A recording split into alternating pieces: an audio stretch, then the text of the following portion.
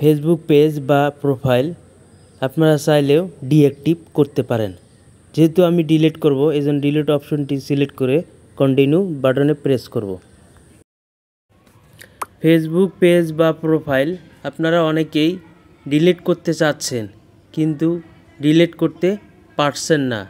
চলুন তাহলে শুরু করা যাক কিভাবে আপনি আপনার ফেসবুক পেজ বা প্রোফাইল ডিলিট বা ডিঅ্যাক্টিভ করবেন। প্রথমে আপনি আপনার ফেসবুক প্রোফাইলে লগ ইন করে নেবেন। এরপরে ফেসবুক পেজের আপনার উপরে দেখবেন 3 ডট আইকন আছে কর্নারে, এটাতে একটা ক্লিক দিবেন। এরপরে দেখুন আপনার এই প্রোফাইলের আন্ডারে আপনি যতগুলো পেজ তৈরি হয়েছে সেটার জন্য পেজে ক্লিক করবেন। পেজে ক্লিক করার পরে আমি অনেকগুলো পেজ তৈরি করছি এই প্রোফাইলের আন্ডারে। এর ভিতরে আমি এই অটোক্যাড ডিজাইনার অ্যান্ড ড্রাফটার এই পেজটি আমি ডিলিট করে দিব। এই জন্য এটাতে ক্লিক দিতে হবে। এরপরে আপনি এটাতে সুইচ করে নেবেন। এরপরে দেখুন আমি আমার যে পেজটি ডিলিট করব সেই পেজের ভিতরে এখন আমি আছি।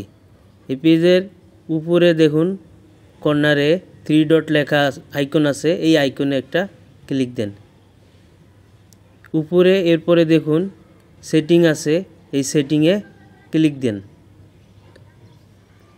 এরপরে আপনি স্ক্রল করে নিচের দিকে আসুন।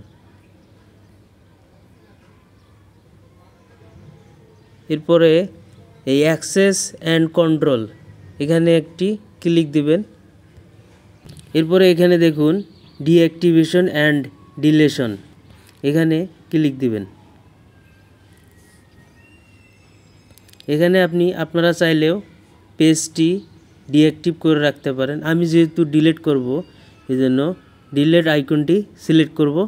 সিলেক্ট করার পরে কন্টিনিউ বাটনে প্রেস করব। এরপরে দেখুন এরপরে আপনারা ডাইরেক্ট কন্টিনিউ করে যাবেন। আপনারা চাইলেও আপনাদের ফেসবুকের যে পেজটি ডিলিট করতেছেন এটাতে যে কন্টেন্টগুলো আছে এগুলো আপনারা ডাউনলোড করে রাখতে পারেন বা সেভ করে রাখতে পারেন। যেহেতু আমি এটা পুরোটাই ডিলিট করব এজন্য কোনো কিছু সেভ করব না, এজন্য কন্টিনিউ করব।